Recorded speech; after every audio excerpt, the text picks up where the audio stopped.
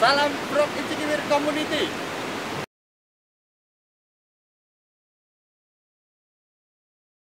Kembali lagi bersama vroogh dalam vroogh Adventure kali ini. Vroogh berkesempatan untuk mengunjungi melakukan jalan-jalan di Car Free Day Depok atas ajakan teman yang Akamsi Depok.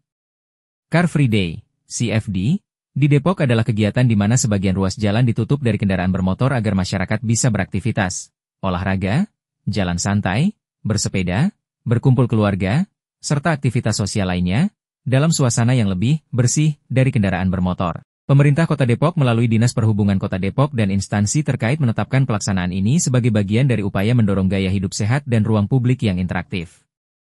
Mulai secara resmi pada Minggu, 4 Mei 2025 untuk wilayah Jalan Margonda Raya. Waktu, pukul 6 hingga pukul 9 WIB, sekitar 3 jam di pagi hari, untuk sisi yang ditutup kendaraan.